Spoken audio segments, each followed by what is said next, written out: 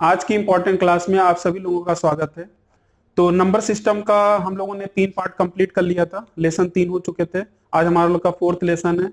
और यहाँ पर जो आज हम लोग पढ़ने वाले हैं, एक इम्पॉर्टेंट चीज पढ़ने वाले हैं, जहां पर हम लोग रेशनल और इरेशनल से संबंधित जितने भी प्रश्न होंगे वो सारा कंप्लीट करेंगे। लेकिन उसके पहले मैं कुछ बातें और आपको बताऊंगा। यहाँ पर जैसा कि आपके सामने बोर्ड पर दिख रहा है, तो जितने लोग भी ऑनलाइन नहीं आए हैं तो वो सब सभी लोग आ जाए, अब टाइम हो गया है। ठीक है, तो चलिए क्लासिफिकेशन ऑफ नंबर्स आज हम लोग पढ़ेंगे। और यहाँ पर जैसा कि आपको दिख रहा है समुद्र मंथन।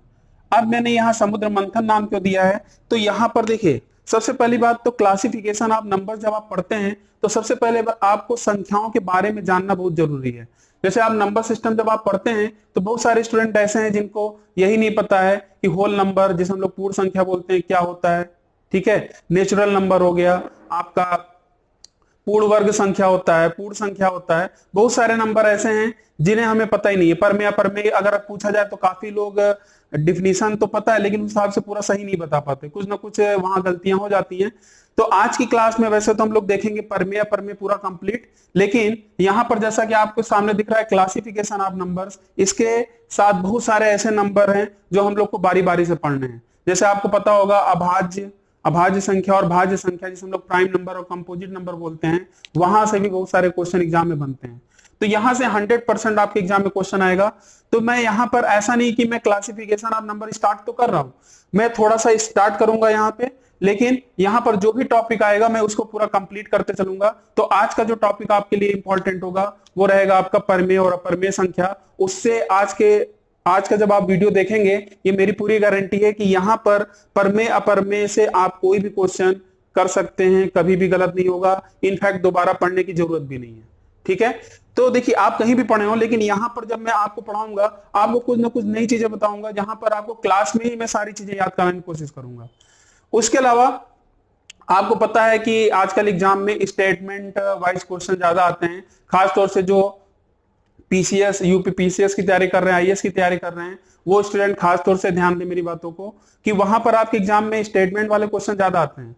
तो इनफैक्ट अब तो सीजीएल में भी आना स्टार्ट हो गया है, तो वहां पे थ्योरेटिकल बेस पे भी कुछ क्वेश्चन बन सकता है। जैसे मान लीजिए 3-4 स्टेटमेंट दे देगा, बोलेगा सभी पूर्ण वर्ग, सभी पूर्ण संख्याएं आपकी परमेय संख्याएं हैं, सभी प्राकृतिक संख्याएं अपरमेय संख्याएं हैं, ऐसे करके 3-4 स्टेटमेंट दे देता है। बोलता है कि फर्स्ट सेकंड, केवल फर्स्ट, केवल सेकंड। आपको पता होगा ऐसा कुछ ऑप्शन आता है। और काफी स्टूडेंट ऐसे होते हैं जो बार बार डिफिनीशन को याद करते हैं, भूलते हैं, याद करते हैं, भूलते हैं। लेकिन मैं आपको क्लास में ही सारी चीज याद करा दूंगा, अलग से आपको कुछ करने की जरूरत नहीं है। बस आप एक काम करिएगा, जो भी चीज मैं यहाँ बोलूंगा उसको आप नोट डाउन करते रहिएगा। तो अपने साथ आप कॉपी लेकर बैठ जाइए और जो बोलूंगा उसको नोट डाउन करिए। तो चलिए स्टार्ट करते हैं। अब आप सोच रहे होंगे सर यहाँ पर मैं समुद्र मंथन को लिखा है, तो उसको मैं इसीलिए समझाने के पॉइंट ऑफ व्यू से लिखा है। मैंने अपने तरीके से इसको बनाया है कि जिससे आपको ये सारी चीजें क्लास में ही समझ में आ जाए और आपको काफी मजा आएगा। वैसे तो देखा जाए सारे नंबरों के बारे में जानने में थोड़ा सा टॉपिक ऐसा हो जाता है कि यार थोड़ा सा बोरिंग टाइप का टॉपिक हो जाता है। बहुत सारे स्टूडेंट अरे बार बार याद करते हैं, भूल जाते हैं। लेकिन मैंने इस तरीके से इसको बना दिया है कि आप जब आप पढ़ेंगे तो सारी चीजें आपके दिमाग में ही आ जाएंगी। ठीक है, तो अब क्लासिफिकेशन आप नंबर से स्टार्ट करते हैं, और ये सबसे इंपॉर्टेंट पॉइंट है, क्योंकि अगर आप नंबर सिस्टम पढ़ रहे हैं तो सारी संख्याओं के बारे में आपको जानना पड़ेगा कि अभाज्य क्या होता है, परमेय क्या होता है, अपरमेय क्या होता है, पूर्ण संख्या क्या होता है, प्राकृतिक संख्या क्या होता है।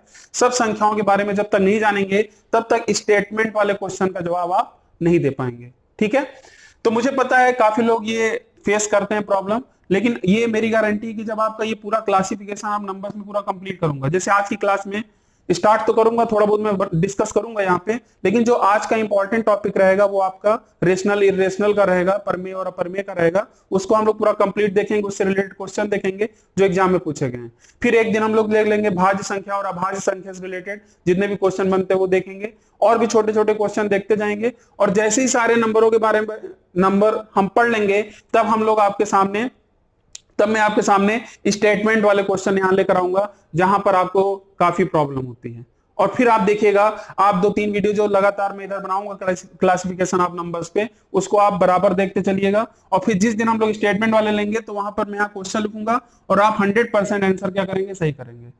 तो मैंने 3-4 मिनट, जैसा कि मैंने आपको बताया, इंट्रो होता है कि क्या हमें पढ़ना है, कैसे पढ़ना है, जिससे थोड़ा सा शायद आपको लग सकता है यहाँ पर टाइम में लेता हूं, लेकिन जैसे आपको क्लियर हो जाए ना कि आज हमें क्या पढ़ना है, ठीक है। और उम्मीद है आप कहीं भी, चाहे आपको प्रमेय आता ही क्यों ना हो, लेकिन एक बार यहाँ पर पढ़ने का तरीका समझिएगा, किस तरीके से आपको पढ़ना चाहिए था और किस तरीके से आपको समझना चाहिए, जिससे आपको लाइफ में भी कभी गलती ना हो। तो स्टार्ट करा जाए। तो देखिए क्लासिफिकेशन ऑफ नंबर जब आप स्टार्ट करते हैं तो यहां पर एक आपने पढ़ा होगा कॉम्प्लेक्स नंबर। वैसे इंटर की क्लास में जो मैथ लिया होगा वहां पर कॉम्प्लेक्स नंबर से एक चैप्टर होता है सम्मिश्र संख्या, जिसे हम लोग बोलते हैं सम्मिश्र संख्या, ठीक है। तो जो सम्मिश्र संख्या होती है जिसे हम लोग कॉम्प्लेक्स नंबर बोलते हैं, इसको हम लोग, आपको पता होगा, a प्लस IB के रूप में रिप्रेजेंट करते हैं। तो आप ध्यान समझिएगा, यहां पर इसको दो पार्ट में कैटेगराइज किया जाता है। एक आपका होता है रियल नंबर, इंग्लिश मीडियम और हिंदी मीडियम दोनों ध्यान दें, मैं हेडिंग्स को इंग्लिश में और आपको इसका हिंदी क्या होगा ये सारा चीज बताते चलूंगा, जिससे आपको कोई दिक्कत ना हो। इसे हम लोग बोलते हैं वास्तविक संख्या। क्या बोलते हैं? वास्तविक संख्या। और एक आपका होता है इमेजरी नंबर, इसे हम लोग बोलते हैं काल्पनिक संख्याएं,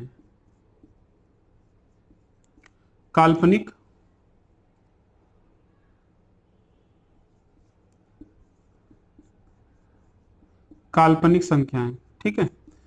तो अब आखिर ये होता क्या है, तो सबसे पहले यहां पर मैं अभी इसका भी जिक्र लगाऊंगा और आपको यहां पर ये जब मैं समझाऊंगा आपको काफी मजा आने वाला है, किस हिसाब से आपको समझना है।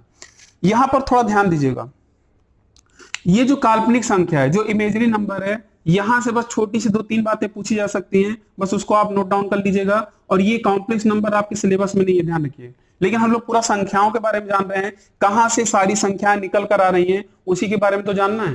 तो यहां पर जो काल्पनिक संख्या होती है, जिसे हम इमेजरी नंबर बोलते हैं, इसको हम लोग आई से रिप्रेजेंट करते हैं, जिसको हम इंग्लिश में बोलते हैं आयोटा, ठीक है। थोड़ा सा लोटा जैसा प्रोनाउंसिएशन होता है, कि उच्चारण जैसा लोटा निकलता है, तो आप ध्यान रखिएगा आयोटा, इसको हम लोग इससे रिप्रेजेंट करते हैं, और ये आई से हम लोग इसको रिप्रेजेंट करते हैं इमेजरी नंबर को। अब यहाँ पर आई की वैल्यू क्या होती है उसको भी ध्यान रखिएगा। आई की जो वैल्यू होती है √-1, तो इनकी वैल्यूज आपको याद होनी चाहिए।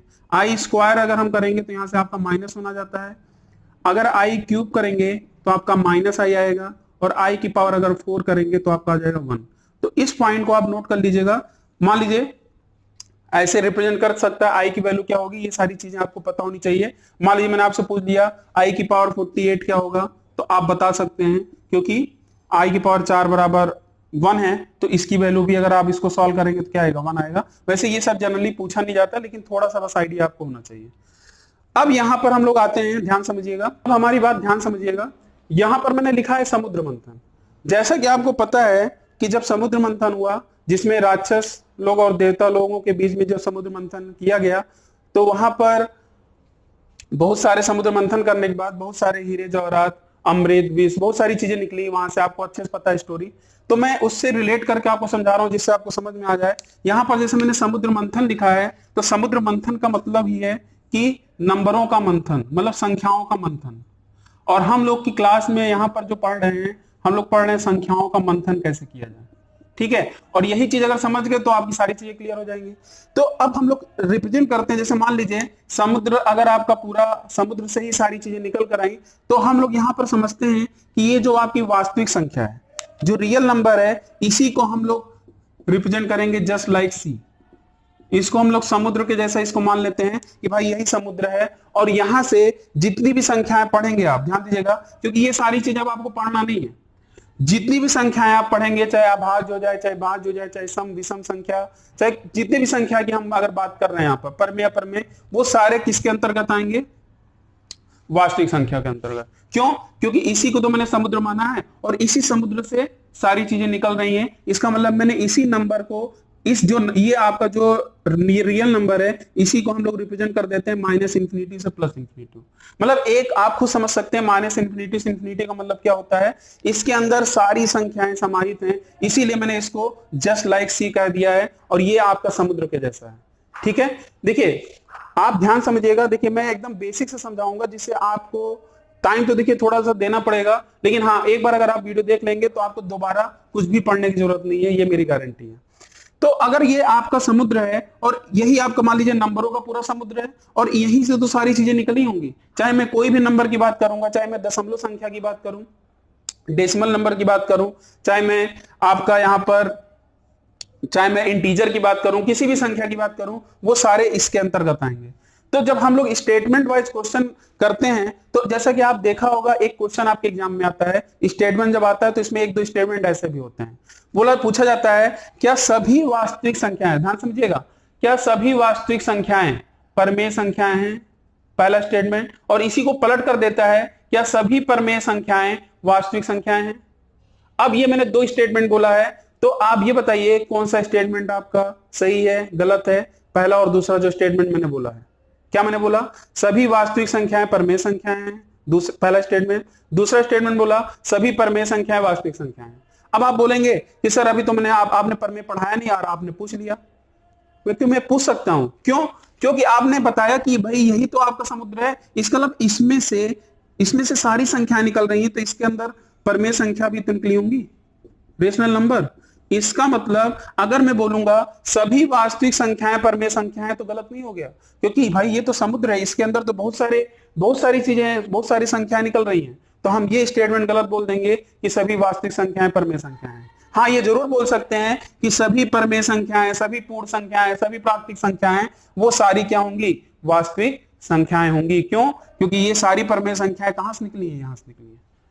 ठीक है, और सोचिए जैसे मैंने समझाया है, ऐसे में आपको जब पूरा कॉम्प्लेक्स जो क्लासिफिकेशन ऑफ नंबर जब मैं पूरा खत्म कर लूंगा, यहाँ पर अभाज्य भी पूरा डिटेल में पढ़ा दिया जाएगा, प्राइम नंबर, तब मैं उस क्लास में आपको 10 से 15 मिनट यही स्टेटमेंट वाइज वाले क्वेश्चन कराऊंगा, जिससे आप खुद आंसर करेंगे, मुझे बताने की जरूरत नहीं है। बस मेरे ये 2-3 वीडियो जो क्लासिफिकेशन ऑफ नंबर के उनको आप देखते चलिएगा, फिर आपको देखिएगा मजा आएगा। ये तो जस्ट थोड़ा सा एग्जांपल था। अब हम लोग यहाँ पर स्टार्ट करते हैं कि कैसे मैं यहाँ पर स्टेटमेंट पढ़ना था, ये मैंने आपको बता दिया। अब यहाँ पर रियल नंबर में हम लोग को क्या पढ़ना है, इसको ध्यान समझिएगा। रियल नंबर जो आपका होता है, दो टाइप का होता है। एक तो आपका होता है, ध्यान दीजिएगा, एक आपका यहाँ पर इंटीजर को हम लोग बोलते हैं पूर्णांक, और एक आपका जो होता है आपका डेसिमल होता है, जिसे हम लोग बोलते हैं डेसिमल नंबर। ठीक है, इसको हम लोग बोलेंगे दशमलव संख्या। अब इसी के बारे में समझना है तो ये ध्यान दीजिएगा, थोड़ा सा हम इसको एक्सप्लेन कर दे रहे हैं। इंटीजर, क्योंकि देखिए इंटीजर मैं अच्छे से आपको समझाऊंगा अभी, क्योंकि हम लोग को परमेय पढ़ना है। तो आज का जो हमारा टॉपिक रहेगा डेसिमल, दशमलव संख्या क्या होती है, दशमलव क्या होती है, ठीक है, और इसके अंदर रेशनल इरेशनल कैसे आता है, वो सारी चीजें देखेंगे। और जो इंटीजर पूर्णांक होगा वो हम लोग नेक्स्ट लेक्चर में देखेंगे। तो इसके अंदर जो डेसिमल होगा, जिसमें आपने सुना होगा रिपीटिंग डेसिमल, आवर्ती दशमलव, नॉन रिपीटिंग डेसिमल, अनावर्ती दशमलव, एक आपने सुना होगा टर्मिनेटिंग डेसिमल, नॉन टर्मिनेटिंग, जिसे हम लोग बोलते हैं शांत और अशांत। तो सबसे पहले हम लोग आप क्या समझने वाले हैं, अब हम लोग समझने वाले हैं कि डेसिमल में भी क्या क्या टाइप के दशमलव हैं, क्योंकि हम लोग यहां से पढ़ने वाले हैं रेशनल और इरेशनल। ठीक है, तो मैंने आपको सारा चीज, इसका मतलब ये नहीं कि क्लासिफिकेशन ऑफ नंबर खत्म हो गया, बस ये ध्यान रखिएगा मैं डेसिमल नंबर को थोड़ा सा एक्सप्लेन कर रहा हूं और इसको आप समझिएगा। और कल की क्लास में फिर मैं इंटीजर को आगे बढ़ाऊंगा कि इसके अंदर क्या क्या पार्ट होगा, सम विषम, और फिर पॉजिटिव इंटीजर को हम लोग कैसे भाज्य में ब्रेक करते हैं, वो सारा हम लोग धीरे धीरे ब्रेक करते रहेंगे। तो आप एक काम करिएगा, एक आप जो क्लासिफिकेशन ऑफ नंबर डालकर एक जो पेज होगा उसको छोड़ दीजिएगा, और उसके अंदर जो हेडिंग्स होगी किसके अंतर्गत आ रही है उनको आप लिखते चलिएगा। ठीक है, और बाकी अलग से अगले पेज पे जैसे अब मैं डेसिमल नंबर आपको यहाँ पर लिखूंगा और इसके अंदर क्या क्या चीजें आएंगी तो उसको मैं यहाँ पर लिख रहा हूँ। ठीक है, तो चलिए यहाँ पर मेरे ख्याल से आपको समझ में आ गया। थोड़ा सा मैंने 10-15 मिनट आपको ब्रीफ किया है और उम्मीद है कि ये सारी चीजें आपको समझ में आ रही होंगी। तो यहां पर क्लासिफिकेशन ऑफ नंबर में जैसा कि मैंने आपको बताया, दो पार्ट में डिवाइड किया गया। कॉम्प्लेक्स नंबर से हमने दो पार्ट में डिवाइड किया, वास्तविक संख्या और काल्पनिक संख्या। तो वास्तविक संख्या को हम लोगों ने दो भागों में ब्रेक किया, एक आपका इंटीजर था और एक आपका क्या था, डेसिमल नंबर, दशमलव संख्या। ठीक है,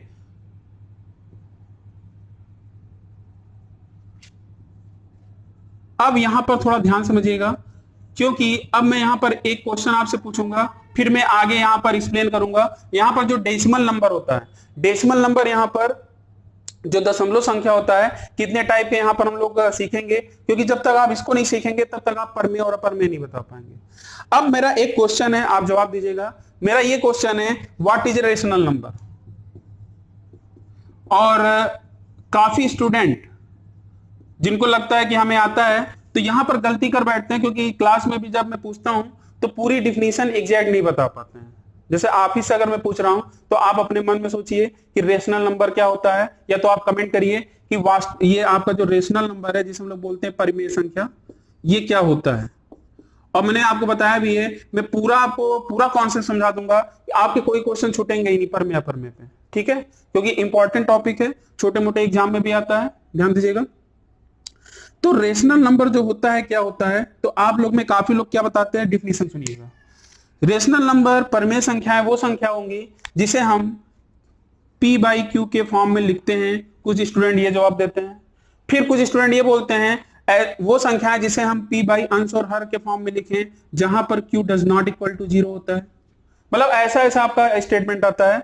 और जो तीसरा स्टूडेंट ने बोला, मतलब बहुत ही कम स्टूडेंट होते हैं जो पूरा कंप्लीट नहीं कर पाते। अब इतना बोल के वो भी फिनिश कर दिए। आपको एक चीज बोलना पड़ेगा कि जहां P और Q क्या है, जहां P और Q आपका इंटीजर है। इंटीजर का मतलब क्या है, पूर्णांक है। बात समझ में आ रही है। तो यहां पर आखिर इंटीजर पूर्णांक क्या होता है ये भी हम लोग ध्यान देंगे। तो इंटीजर मैंने अभी आपको बताया नहीं, थोड़ा सा मैं इंटीजर आपको समझा देता हूं क्या होता है। वैसे मैं पूरा कल ब्रीफ करूंगा। यहां पर हम लोग 3 पार्ट में कैटेगराइज करते हैं। पहला आपका होता है पॉजिटिव इंटीजर, जिसे हम लोग बोलते हैं धनात्मक पूर्णांक। क्या बोलेंगे, धनात्मक पूर्णांक। एक आपका होता है निगेटिव इंटीजर जिसे हम लोग बोलेंगे ऋणात्मक पूर्णांक। और एक आपका होता है जीरो भी क्या होता है, ये भी एक पूर्णांक होता है। ध्यान रखिएगा, काफी स्टूडेंट को नहीं पता है, जीरो भी एक पूर्णांक होता है। और अब एक क्वेश्चन आपके एग्जाम में, छोटा सा एक क्वेश्चन ये भी बन सकता है कि जीरो क्या है, ऑप्शन दे देगा। जीरो पॉजिटिव इंटीजर है, धनात्मक पूर्णांक है, निगेटिव इंटीजर है, दोनों है या दोनों नहीं है। तो इस पॉइंट को आप नोट कर लीजिएगा। जीरो ना तो पॉजिटिव इंटीजर होता है ना तो निगेटिव इंटीजर होता है, लेकिन हाँ जीरो एक इंटीजर है, एक पूर्णांक है। बात समझ में आ रही नहीं आ रही है। तो इसका मतलब जब मैंने आपसे पूछा कि रेशनल नंबर की डिफिनीशन क्या होती है, तो बहुत सारे स्टूडेंट अपना अलग अलग जवाब दिए। तो पूरी कंप्लीट अगर डिफिनीशन की अगर मैं बात करूं कि रेशनल नंबर वो होंगे जिसे हम P बाई क्यू के फॉर्म में लिख सकें जहां Q does not equal to 0। और उसके अलावा एक पॉइंट आपको सबसे इंपॉर्टेंट है जो बताना बहुत जरूरी है कि P और Q क्या होने चाहिए, एक पूर्णांक होने चाहिए, नहीं तो फिर ये गलती हो जाएगी। तो ध्यान रखिएगा। लेकिन कुछ लोग सोचते हैं बस हमें ये इतना डिफिनीशन आता है तो हो गया। ये तो आपने फ्रैक्शन के फॉर्म में लिखा ना, भिन्न के फॉर्म में आपने बताया, लेकिन दशमलव के फॉर्म में एग्जाम में खास तौर से दशमलव के फॉर्म में आपसे पूछा जाता है परमेय और अपर्मेय। तो अब हम लोग को दशमलव के फॉर्म में कैसे हम लोग पता लगाएंगे, उसके पहले सारे दशमलव के जो भी टाइप्स हैं वो भी समझना पड़ेगा कि शांत अशांत दशमलव क्या होता है, आवर्ती अनावर्ती दशमलव क्या होता है। ठीक है, उसको ध्यान से समझेंगे। और यहां पर उसको भी मैं काफी अच्छे से आपको समझाऊंगा जिससे आपको सारी चीजें समझने में कोई दिक्कत ना हो। तो चलिए स्टार्ट किया जाए। हम लोग को यहाँ पढ़ना है डेसिमल नंबर, और इस डेसिमल नंबर के अंतर्गत हमारे इतने सारी चीजें हैं जो हम लोग को जानना बहुत जरूरी है, क्योंकि जब तक आपको ये नहीं पता होगा तब तक हम लोग परमेय और अपर्मेय नहीं समझ पाएंगे। तो इसको भी जानना बहुत जरूरी है। और उसके अलावा जैसा कि मैंने आपको समझाया कि परमेय संख्या वो संख्या होती है जिसे P बाई क्यू के फॉर्म में लिख सके जहां Q does not equal to 0, और P और Q क्या होना चाहिए, इंटीजर होना चाहिए। सभी को पता है। अब यहां पर आप खुद बताइए, जैसे यहाँ इंटीजर की अगर हम बात कर रहे हैं, जैसे मैं यहाँ लिखा 0, अगर मैं आपसे पूछूं 0 क्या आपका परमेय संख्या है, तो आप बोलेंगे बिल्कुल है। क्यों? क्योंकि मैं 0 बाई 1 लिख सकता हूं, ठीक है। और 0 बाई 1 अगर लिखूंगा तो ये बताइए 0 भी आपका इंटीजर है और 1 भी इंटीजर है, इसलिए 0 आपका क्या होता है, एक परमेय संख्या होता है। इसको भी आप नोट डाउन कर लीजिएगा। लेकिन अगर मैं पूछूं 4 बाई 0 क्या आपका परमेय संख्या है, तो आपका ये परमेय संख्या नहीं होता है। क्यों? क्योंकि आपका डज नॉट इक्वल टू 0 होना चाहिए था, नीचे 0 आ गया। तो चलिए स्टार्ट करा जाए और नोट डाउन करते चलिएगा। अब यहां पर मैं आपको थोड़ा समझाता हूं जिससे आपको सारी चीजें समझ में आए। जो रिपीटिंग डेसिमल है, जिसे हम लोग आवर्ती दशमलव कहते हैं, आवर्ती दशमलव क्या होता है उसको समझते हैं। यहां पर ध्यान दीजिएगा, जैसे यहां से मैं स्टार्ट कर रहा हूं 20 से, क्योंकि अगर आप ध्यान देंगे यहां पर जो टर्मिनेटिंग डेसिमल होता है जिसे हम लोग बोलते हैं शांत दशमलव, जैसे मैं इसका एक एग्जांपल देता हूं, जैसे ट्रेन से अगर आप कभी सफर करते हैं तो टर्मिनेटिंग का मतलब आपने सुना होगा, प्लेटफॉर्म पे जब जाते होंगे, this train is terminate here. मतलब कहीं से भी, जैसे मान लीजिए कोई प्रयागराज एक्सप्रेस है, इलाहाबाद से दिल्ली जा रही है, तो अगर इलाहाबाद आप बैठेंगे तो डायरेक्ट आप जाकर वहां पर, जिनको दिल्ली जाना होगा वो दिल्ली पे जाकर ही स्टॉपेज लेगी, उससे आगे नहीं जाएगी, उसी को हम लोग बोलते हैं टर्मिनेट।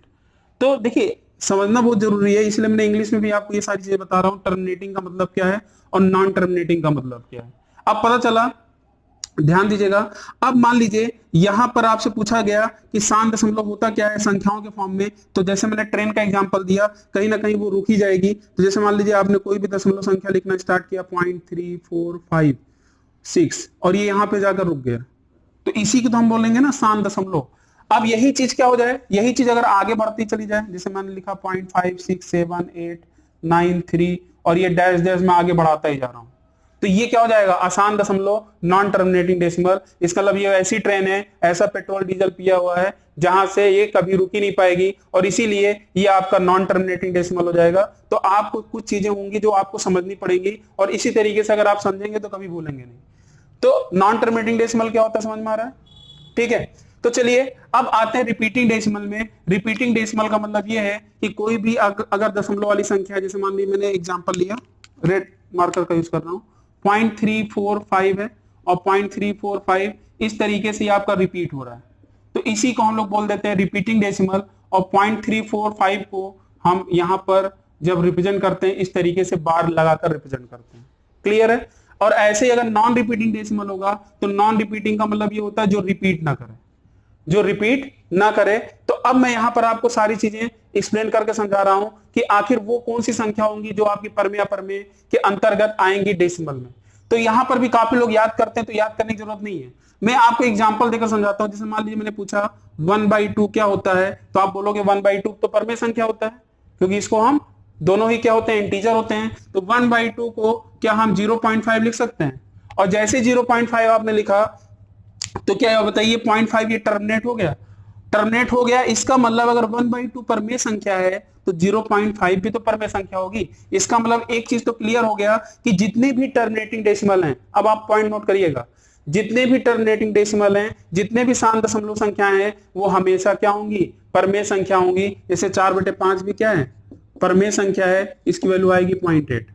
तो यहां पर रुक गया, इसका मतलब जितने भी 4/5 भी परमेय होता है, लेकिन आपके एग्जाम में दशमलव के फॉर्मेट जब पूछा जाएगा तो ये सारी चीजें जानना जरूरी है। क्लियर है? दूसरी बात, एक एग्जांपल में लेता हूं, जैसे मान लीजिए मैंने पूछा 1/3 क्या होता है, तो आप बोलोगे ये परमेय संख्या होती है, क्योंकि आपको डिफिनीशन पता है। लेकिन अगर हम इसके दशमलव में जाते हैं तो इसकी वैल्यू आती है 0.333, ऐसे करके आता जाता है। और ये देख रहे हैं कहीं ना कहीं ये रिपीट हो रहा है 0.3 बार।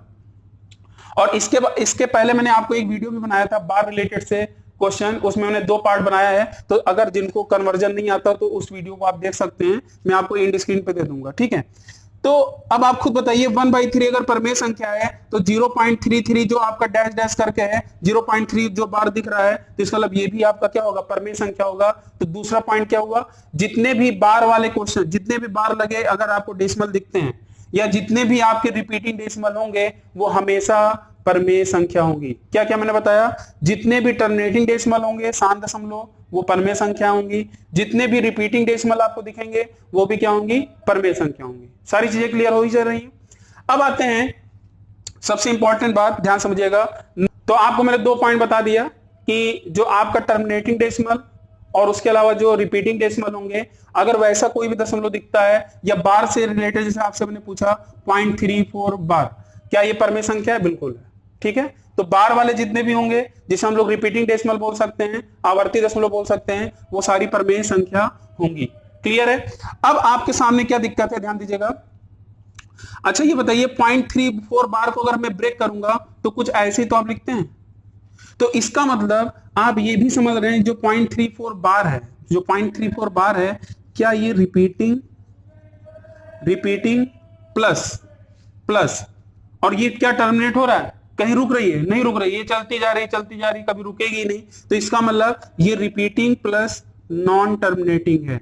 हिंदी मीडियम वाले भी ध्यान दें कि इसका मतलब जो 0.34 बार को आप सिर्फ रिपीटिंग या रिकरिंग डेसिमल बोल रहे थे, एक्चुअली में वो क्या है, एक्चुअली में वो repeating plus non terminating decimal है। कहने का मतलब वो आवर्ती और आसान दशमलव है। मतलब जो आवर्ती के साथ साथ आसान दशमलव में भी होगा तो उसका मतलब वो क्या होगा, वो परमेय संख्या होगा। ध्यान रखिएगा, तो इसको भी आप नोट कर लीजिएगा। अब इंपॉर्टेंट पॉइंट क्या है इसको समझिएगा। जैसे मान लीजिए मैंने एक एग्जांपल दिया यहां पर 0.236743256। अब मैंने काफी बड़ा डेसिमल में लिख दिया, और कुछ स्टूडेंट तो ऐसे समझते हैं जो जितनी बड़ी अगर दशमलव में दिख रहा है तो चलो उसको मैं अपर में बोल दे रहा हूं, इरेशनल नंबर बोल दे रहा हूं। तो सबसे पहले इरेशनल क्या होता है उसको समझ लेते हैं। अपर में संख्या क्या होती है जिसे हम पी बाई क्यू के फॉर्म में ना कन्वर्ट कर पाए, जिसे हम पी बाई क्यू के फॉर्म में ना कन्वर्ट कर पाए। जैसे आपके सामने आपको पता होगा एग्जांपल क्या होता है, √2 √3, ठीक है, √5, ये हो गया। पाई भी आपका क्या होता है अपर में होता है। तो अभी मैं अपर में भी आऊंगा तो उसको मैं और थोड़ा सा डिटेल में आपको समझा दूंगा कि पाई क्यों अपर में होता है, 22/7 क्या होता है, इसके बारे में भी हम लोग को जानना है। अगर आपको इतनी बड़ी दशमलव संख्या में अगर आपको दिख रहा है तो इसका मतलब ये अपर में संख्या नहीं है। नहीं, काफी लोग देखते हैं ना, काफी बड़ी संख्या दशमलव में दिख रही, चलो अपर में ही लगा दो। तो अपर में ये क्योंकि देखिए ये टर्मिनेट कर गया, मतलब यहां पर रुक गई गाड़ी, आपकी रुक गई है ट्रेन। तो ये चीज मैंने एग्जांपल लेकर समझाया भी। अगर ये डैश डैश, अब जैसे मान लीजिए मैं इसी क्वेश्चन को अगर यहां पर, अब ये क्या है, ये परमेय है। क्यों परमेय क्यों है? क्योंकि ये आपका जितने भी शांत दशमलव होंगे वो परमेय संख्या होंगी। और अगर जैसे मैं इसको आगे बढ़ाऊंगा डैश डैश करके ये, अब ये बताइए क्या हो जाएगा। तो अब ये बताएंगे आप, ये एक अपरमेय संख्या है। तो तीसरा पॉइंट इंपॉर्टेंट नोट कर लीजिएगा, क्या कि पहली बात तो ये बताइए क्या रिपीटिंग है, नहीं है। तो आपका यहां पर मैं लिख दे रहा हूं नॉन रिपीटिंग। नॉन रिपीटिंग को क्या हम बोलेंगे, अनावर्ती दशमलव प्लस, और ये क्या हो रहा है नॉन रिपीटिंग के साथ साथ नॉन टर्मिनेटिंग भी है। तो जितने भी नॉन रिपीटिंग और नॉन टर्मिनेटिंग डेसिमल होंगे ये आपके क्या हो जाएंगे, ये आपके अपरमेय संख्या होंगी। ध्यान दीजिएगा, ये आपकी क्या होंगी, अपरमेय संख्या। और अपरमेय संख्या क्या होता है, मैंने अभी आपको समझाया, जिसे हम पी बाई क्यू के फॉर्म में ना लिख पाए वो आपकी क्या होती है, अपरमेय संख्या होती है। अब हम लोग इसके आगे बढ़ते हैं कि अपरमेय संख्या में पाई और 22/7 का क्या रोल है उसको भी देखते हैं, ठीक है। तो चलिए अब पाई पे बात कर लें। तो ये पाई जो होता है, पाई क्या होता है, और पाई की वैल्यू 1/22/7 भी आपने पढ़ा होगा। तो ध्यान रखिएगा जो पाई होता है ये आपका अपरिमेय संख्या होता है, अपरिमेय संख्या। और क्यों होता है, कैसे होता है, मैं सारा चीज डिस्कस कर रहा हूं। और 22/7 क्या होता है बताइए, 22/7 ध्यान रखिएगा अपरिमेय नहीं होता है, ये परमेय संख्या होता है। इसे हम लोग इंग्लिश में बोलते हैं अपरिमेय संख्या को इरेशनल नंबर, ठीक है। और इरेशनल नंबर आपको मैंने अभी समझाया भी, जिसे हम पी बाई क्यू के फॉर्म में ना लिख पाए। और परमेय संख्या क्या होता है, रेशनल नंबर।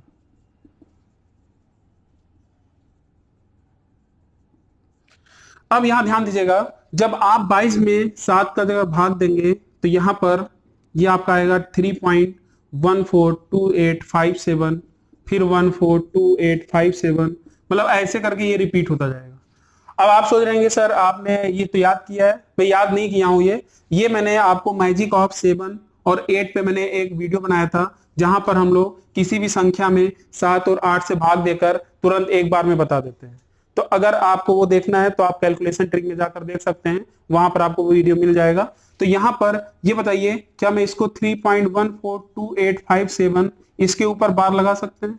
और अभी मैंने आपको एक नोट लिखवाया था, जितने भी बार वाले संख्याएं होंगी, जितनी भी आवर्ती दशमलव वाली संख्याएं होंगी वो सारी क्या होती हैं, रेशनल नंबर होते हैं। अब आप बोलेंगे सर ये पाई क्यों अपर में होता है, क्योंकि पाई के लिए अगर आप ध्यान देंगे, पाई की जब पूरा इस पे काम किया गया तो इस पे 3.14, मतलब वहां पर जब आप इसको सॉल्व करेंगे ना तो कोई भी चीज यहां पर ऐसा नहीं कि रिपीटिंग होता रहेगा कि 142857 ऐसा आता जाएगा। हर बार संख्या बदल बदल कर आती जाएंगी और ये कभी भी रिपीट नहीं होगा। और इसको भी दशमलव के 40,000 60,000 तक ऐसे फिर काफी लोग याद करके अपना वर्ड जो आपका रिकॉर्ड बुक में नाम दर्ज करा लिए हैं। तो अगर आपको भी पूरी वैल्यूज अगर आपको याद करनी है दशमलव के बाद, ध्यान दीजिएगा, दशमलव के बाद 60-70 हजार वैल्यूज आप याद करते जाइए। अगर आपको याद हो जाएगा तो आपको वो सारी वैल्यूज, तो उसमें आपका रिकॉर्ड में नाम दर्ज हो जाएगा, ठीक है। तो यहां पर जब स्टार्ट करते हैं तो सारी चीज आपको क्लियर हो गई। इसीलिए पाई का जो मान होता है 22/7, ये आपका अप्रोक्सीमेशन वाली वैल्यू होती है, जिससे कैलकुलेशन में ये आसान पड़े, क्योंकि ये आपका परमेय संख्या बनाएगा ये, ठीक है। और आगे बढ़ते हैं, यहां पर सबसे इंपॉर्टेंट चीज, अब यहां पर हम लोग कुछ क्वेश्चन देखते हैं कि परमेय और अपरमेय पे क्या क्वेश्चन यहां पर। मैंने एक छोटा सा क्वेश्चन यहां पर लिखा है, निम्नलिखित में से कौन सी परमेय संख्या है। तो अब आपको बताना है, सारा चीज आपको क्लियर हो गया है डेसिमल के बारे में भी। तो यहां पर जैसे आप सामने दिख रहा है रूट में 0.9 दिख रहा है, तो यहां पर आपको ध्यान रखना है कि इसका कैलकुलेशन कैसे किया जाए, इसका वर्गमूल कैसे लिया जाए। इस टाइप के भी एग्जाम में क्वेश्चन पूछे जा सकते हैं। तो आप ये बताइए, आपको दिख रहा है, पहले तो दशमलव को आप छोड़ दीजिए, 9 और 16 देखिए, क्या आपका ये पूर्ण वर्ग संख्या है? 9 क्या बाहर आ जाएगा 3 के रूप में, 16 भी बाहर आएगा तो 4 आ जाएगा। लेकिन बात यहां दिक्कत ये है कि जो दशमलव लगा हुआ है, यहां पर जो दशमलव लगा है ये कितने अंकों के बाद लगा है। तो जब भी आप वर्गमूल जब आप निकालते हैं डेसिमल वाली संख्याओं का, तो हमेशा ध्यान रखिएगा दशमलव हमेशा 2 अंक के बाद 4 अंक, 5, 6 अंक, 8 अंक, 2 के गैप पे हमेशा लगता है दशमलव, तभी वो बाहर आ पाएगा। इसका मतलब इसको जब आप ब्रेक करते हैं ना इस तरीके से, 9 तो बाहर आ गया लेकिन √10 आपका बाहर नहीं आ पाएगा, इसीलिए ये आपका परमेय संख्या नहीं होगा, ये एक अपरमेय संख्या होगा। क्लियर है? अब यहां पर जैसे देखते ही आप बता सकते थे, देखिए 2, 2 4, 2 6, 6 अंक के बाद दशमलव लगा, और 4 को अगर आप बाहर निकालते हो तो 4 आ जाएगा, और 2 का पेयर अगर देखा जाए तो दशमलव क्या लग जाएगा, 0.004। फिलहाल उससे मतलब नहीं है, मेन हमें ये देखकर पहचानना है क्या ये आपका परमेय संख्या बना रहा है नहीं बना रहा है, तो यही आपका आंसर हो जाएगा, खत्म। बाकी आगे बढ़ते हैं। यहां पर जैसा कि आप देख रहे हैं कि ये वाला जो क्वेश्चन है, ये देखिए, ये आपका जो डेसिमल है ये आपका देखिए नॉन टर्मिनेटिंग है, चलता जा रहा है, और ना तो ये नॉन रिपीटिंग है। तो मैंने एक नोट आपको लिखवाया था, non repeating plus non terminating, अनावर्ती दशमलव और आसान दशमलव। अगर ऐसा कोई दशमलव है तो वो हमेशा अपरमेय संख्या बनाएगा। अब आपके सामने एक ये क्वेश्चन इस टाइप का भी दिख रहा है, तो ये 32 क्या बाहर आ जाएगा? सीधी सी बात है, अगर ये कहीं ना कहीं अगर रूट के अंदर है, मतलब करनी के अंदर है, अगर वो बाहर नहीं आ पा रहा है तो वो आपका कहलाएगा अपरमेय संख्या। लेकिन अगर यही क्वेश्चन में अगर यहाँ 5 हो जाता, यहाँ 32 हो जाता, तो आप बता देते ये क्या होता, परमेय संख्या। क्यों? क्योंकि इसको हम लिख सकते हैं 2 की पावर 5, तो इसका आंसर आ जाता 2। तो इस तरीके से आपके परमेय और अपरमेय के क्वेश्चन आते हैं। तो लास्ट में मैं आपको 5-6 क्वेश्चन करा दूंगा एंडिंग में, तो आप उसको पूरा उसका आंसर कमेंट करिएगा और फिर आपका ये कंप्लीट होगा। अब यहाँ पर 2-3 पॉइंट इंपॉर्टेंट और हैं, उसको भी जल्दी से समझ लेते हैं। हेडिंग डाल लीजिएगा, ए और बी के बीच परमेय संख्या। तो इसमें हम लोग को ये फाइंड करना होगा कि इनके बीच में कौन सी परमेय संख्या होगी। तो 4 ऑप्शन दिया रहेगा, उसमें से आपको बताना पड़ेगा। तो उसका भी यहाँ पर मैं एक फार्मूला ड्राइव कर दूंगा, और एक तरीका और होता है, उसको भी हम लोग लगाना सीखेंगे। ठीक है, तो यहां पर जल्दी से देख लेते हैं। यहां पर जैसे मैंने एक नंबर लाइन बनाया, मान लीजिए 3, 4 है, तो इसके बीच में कितनी, आपसे मान लीजिए स्टेटमेंट वाइज क्वेश्चन पूछा जा सकता है कि ए और बी के बीच में या 3 और 4 के बीच में कितनी परमेय संख्याएं बनाई जा सकती हैं। तो आपको ध्यान होगा इसके बीच में ये इस तरीके से आपने देखा होगा पूरा 10, ये ऐसा होगा ना, इस तरीके से आपको डिवाइड किया जाता है। तो इस तरीके से अगर आप डिवाइड करेंगे यहाँ पर 10 कॉलम में, तो यहां पर आपको पता है कि अगर आप माइक्रोस्कोप जो आपका सूक्ष्मदर्शी होता है अगर उससे आप देखेंगे, तो इनके बीच में भी हम लोग 10-10 बनाते जाएंगे। तो आपने देखा होगा 9th-10th क्लास में ऐसा। तो आप ध्यान रखिएगा, इसको आप नोट कर लीजिएगा कि किन्हीं भी दो संख्याओं के बीच में, पॉइंट क्या है, किन्हीं भी दो संख्याओं के बीच में, किन्हीं भी दो परमेय संख्या, ऐसे लिखिएगा, किन्हीं भी दो परमेय संख्याओं के बीच में अनंत परमेय संख्याएं बनाई जा सकती हैं। क्या मैंने बोला? किन्हीं भी दो परमेय संख्याओं के बीच में अनंत परमेय संख्याएं बनाई जा सकती हैं, या किन्हीं भी दो परमेय संख्याओं के बीच में, दूसरा पॉइंट, किन्हीं भी दो परमेय संख्याओं के बीच में अनंत अपरमेय संख्याएं बनाई जा सकती हैं। ये 2 पॉइंट आपको ध्यान रखना है। अब यहां पर एग्जाम में क्वेश्चन कैसे पूछा जाता है उसको ध्यान रखिएगा, इसको आप नोट कर लीजिएगा। यहां पर अगर आपसे डायरेक्ट पूछता है कि ए और बी के ठीक बीच की परमेय संख्या क्या होगी, तो उसके लिए आपको अच्छे से पता होगा कि दोनों को जोड़कर अगर आधा कर देंगे ठीक बीच में आ जाएगा। जैसे देखिए 3 और 4 के ठीक बीच की परमेय संख्या अगर निकालनी होगी तो आप बोलोगे 3 + 4/2, तो ये आपका आ जाएगा 7/2, और इसको अगर सॉल्व करेंगे तो आ जाएगा 3.5। ठीक है, लेकिन एक आप जनरलाइज फॉर्म लिख लीजिए, वो क्या है ध्यान दीजिएगा, आप लिख लीजिएगा AK + B अपॉन K + 1, और जहां K बराबर 1 2 3 4, मतलब ऐसे आप लिखते जाएंगे तो इस तरीके से आपका बनता है। तो इसका मतलब अगर मैं K की वैल्यू अगर वहां यहां पर 1 रखूंगा, तो K की वैल्यू अगर 1 रखूंगा तो क्या आएगा, A + B/2 आया था। K की वैल्यू अगर मैं 2 रखूंगा तो ये आपका आ जाएगा 2A + B अपॉन 3। तो इस तरीके से आपका ये निकाल सकते हैं। लेकिन ध्यान दीजिएगा, अगर जरूरी नहीं कि A + B/2 की हमारा आंसर मिल जाएगा, इस तरीके से आपको आगे बढ़ाते रहना है, तब जाकर कहीं मिलेगा। लेकिन यहां पर आपको मैं एक नया तरीका और बताऊंगा, जब मैं क्वेश्चन अभी यहां लिखूंगा, कि वहां पर मैं इक्विवेलेंट फ्रैक्शन, समतुल्य भिन्न के कॉन्सेप्ट का यूज करके हम लोग यहां पर उसके बीच में कौन सी परमेय संख्या है उसको भी हम लोग फाइंड आउट कर सकते हैं। ठीक है, तो इसको आपने नोट कर लिया है। अब अगली हेडिंग डाल लीजिएगा, ए और बी के बीच अपरमेय संख्या क्या होगी। ए और बी के बीच अपरमेय संख्या क्या होगी। तो मैंने आपको 2 पॉइंट लिखवा दिया था, किन्हीं भी 2 परमेय संख्याओं के बीच में अनंत, अनंत को हम अपरिमित भी बोल सकते हैं या इन्फिनाइट बोल सकते हैं, अनंत अपरमेय संख्याएं बनाई जा सकती हैं और अनंत परमेय संख्याएं भी बनाई जा सकती हैं। तो यहां पर अगली हेडिंग डाल लीजिएगा, ए और बी के बीच कितनी अपरमेय संख्याएं बनाई जा सकती है। तो ये तो आपका आंसर पता चल ही गया है, अनंत अपरमेय संख्याएं बना सकती हैं। लेकिन आपके ऑप्शन में कोई 1-2 रहेगा, उसको आपको बताना होगा। तो इसका आपका जो फॉर्मेट होता है, इसको डायरेक्ट आप लिख सकते हैं इस तरीके से, A B under root A B. जरूरी नहीं कि अंडर रूट ए बी हो, ये कब होगा कब नहीं होगा काफी लोग को कंफ्यूजन होता है। इस तरीके से आप कर्णिघात बढ़ाकर इसको आप आगे बढ़ा सकते हैं। ये सारा फॉर्मेट बनाता है। जैसे आपसे मैंने पूछा 2 और 3 के बीच में, 2 और 3 के बीच में ये क्वेश्चन पूछा भी गया है, 2 और 3 के बीच की अपरमेय संख्या बताओ, अपरमेय संख्या बताओ। और अपरमेय संख्या जो होती है सारे रूट में होती है। तो जैसे मैंने लिखा 2 × 3, तो ये देखिए √6 आ गया। लेकिन अब यही सोचिए कुछ ऐसा नंबर होता जहां पर ये बाहर आ जाता, जैसे मान लीजिए कुछ इसमें ऐसा कुछ होता, मान लीजिए यहां पर अगर कुछ 36 आ गया या कुछ भी आ गया। जैसे मैंने बोला, ध्यान दीजिएगा एग्जांपल ऐसे समझ सकते हैं, मैंने बोला 4 और 9 के बीच, 4 और 9 के बीच अपरमेय संख्या बताओ। तो अब आप ध्यान दीजिएगा, अगर आपने ये फार्मूला लगाते तो आप आता 4 × 9 और √36 हो जाता और ये बाहर आ जाता। क्या ये अपरमेय संख्या है? तो इसका मतलब जरूरी नहीं कि यही फार्मूला आपको रखना है। अब उस केस में आपको, वो तो आपके ऑप्शन पे डिपेंड करेगा, तो आप इसको लगा दो, क्योंकि फिर आप बाहर निकल नहीं पाएगा। अगर बाहर निकल गया तो सीधी बात है वो अपरमेय नहीं है। ठीक है, तो इसका मतलब अगर 9 और 4 के बीच में, अगर 4 और 9 के बीच में पूछा जाएगा परमेय संख्या, तो गलती से भी ये नहीं लगाना है फार्मूला। तब आपको ये या तो ये तो आगे जैसा आपका ऑप्शन रहेगा उसके अकॉर्डिंग हम लोग लगा देंगे। तो मैंने आपको परमेय और अपरमेय सारा कॉन्सेप्ट आपको समझा दिया है। एक चीज आपका रह गया है, समतुल्य भिन्न का कॉन्सेप्ट, वो मैं क्वेश्चन जब यहाँ लिखूंगा तब मैं आपको समझाऊंगा। तो आज की क्लास में हम लोगों ने परमेय अपरमेय पढ़ लिया है। तो उस पे मैंने यहाँ पर देखिए आपके सामने 4 क्वेश्चन यहाँ लिखे हैं। इसके पहले मैंने एक क्वेश्चन डिस्कस कर दिया था और यहाँ पर मैं इस क्वेश्चन की बात कर रहा था, तीसरे क्वेश्चन की। तो फिलहाल तो ये जो 4 क्वेश्चन है आप इसको देखिए, लगाइए, वीडियो को पॉज करिए, जैसे भी करिए, इसको आप लगाकर इसका आंसर कमेंट करिए, आपका आंसर क्या रहा है। तो आपके सामने ये 4 क्वेश्चन है, ठीक है। और उसके बाद जब मैं आपका सोल्यूशन बताऊंगा तो बस एक बार आप सोल्यूशन देख लीजिएगा, खासतौर से जो तीसरा जो क्वेश्चन है इसका सोल्यूशन, कि यहाँ पर जब आप इसमें देखेंगे, इसके लिए मैंने फार्मूला भी आपको समझाया था, भी ध्यान होगा, AK + B/K + 1 करके, जहां पर K की वैल्यू ऐसे करके मैंने लिखवाया था कि उनके बीच में इस तरीके से हम पुट करते जाएंगे और वैल्यू निकालते जाएंगे। लेकिन इसकी वैल्यूज निकालना इतना आसान नहीं है, इसीलिए यहां पर हम लोग जो कॉन्सेप्ट यूज करेंगे, equivalent fraction, equivalent fraction, Hindi में इसे हम लोग बोलते हैं समतुल्य भिन्न। क्या बोलते हैं? समतुल्य भिन्न, इक्विवेलेंट फ्रैक्शन। तो इसका यूज कैसे करते हैं फिर आपको देखिएगा, काफी मजा आएगा।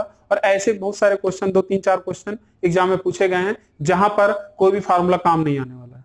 तो चलिए स्टार्ट किया जाए।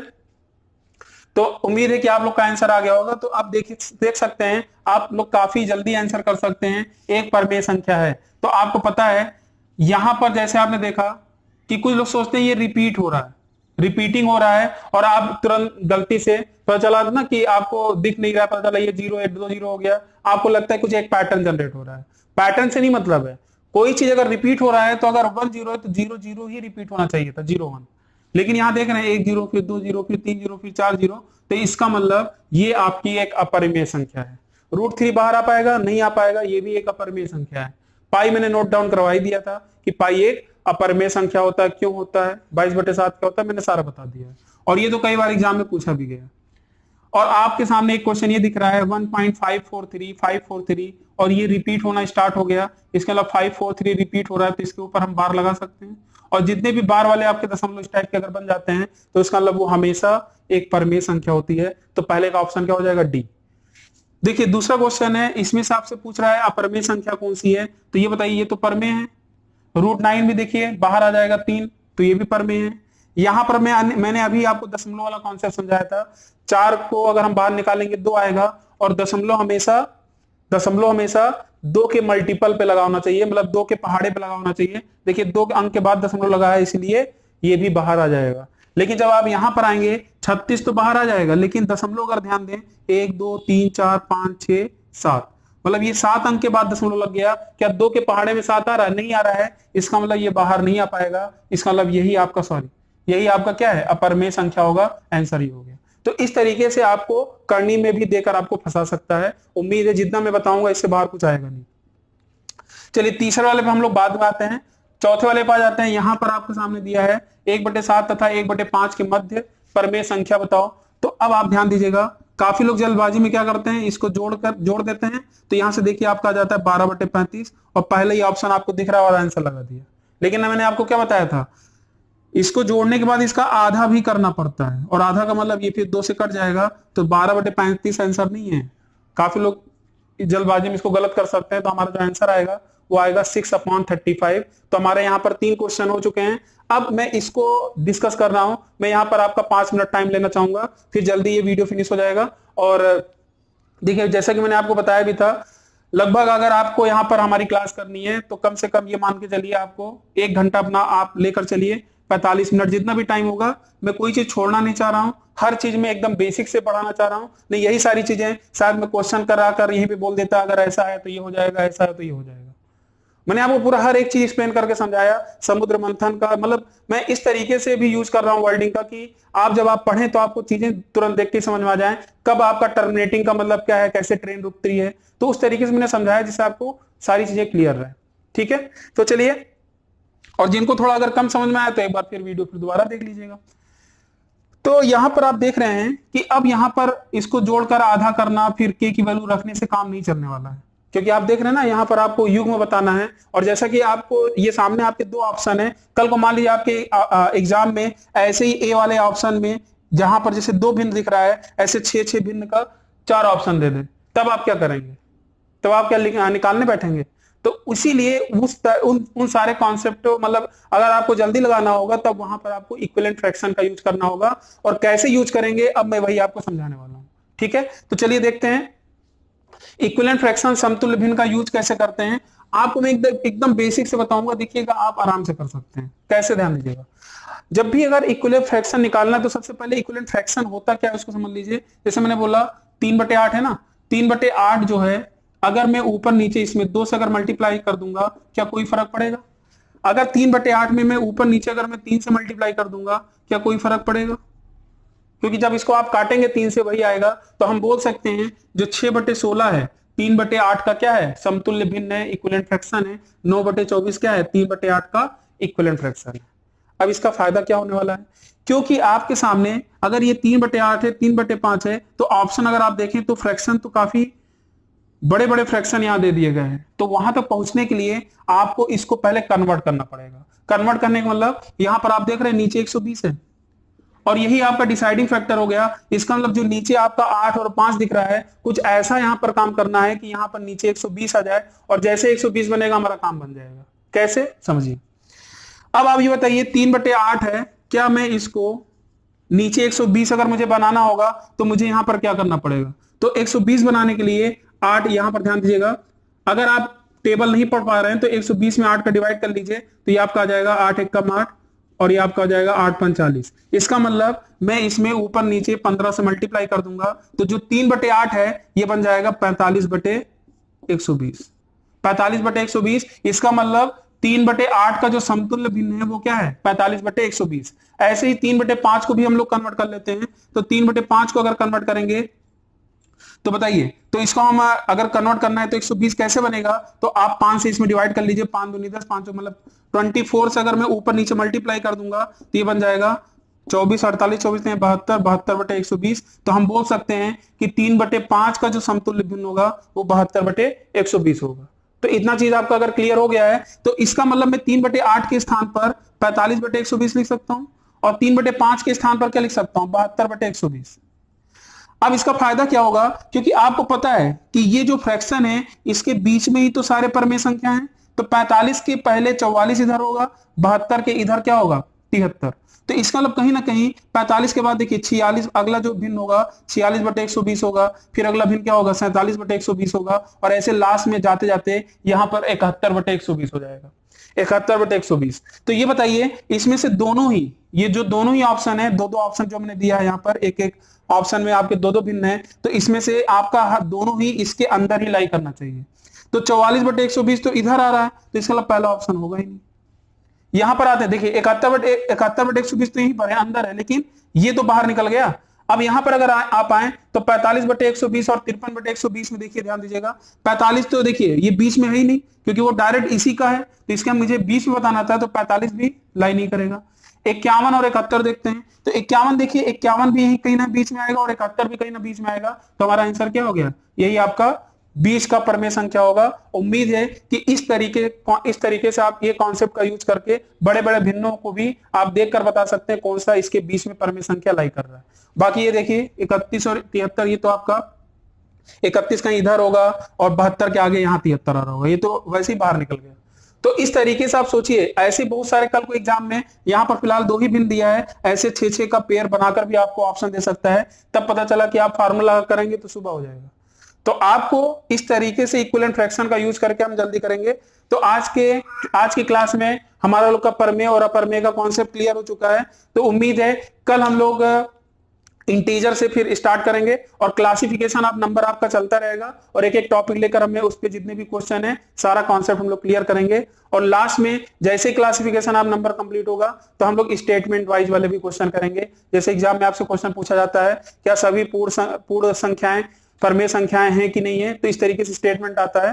तो आप जब सारा आप देख लेंगे तो वहां पर हम लोग समुद्र मंथन वाला जो मैंने आपका यहाँ पर सीरीज दे रखा है, यहाँ पर जो वीडियो का नाम, तो वहां पर आप समझ पाएंगे कि हम उस कॉन्सेप्ट को अगर आप ध्यान से पढ़ लेंगे तो सारी चीजें क्लियर हो जाएंगी। तो आज के लिए बस इतना ही। अगर आपको वीडियो पसंद आया तो शेयर करना बिल्कुल ना भूलिए, ठीक है।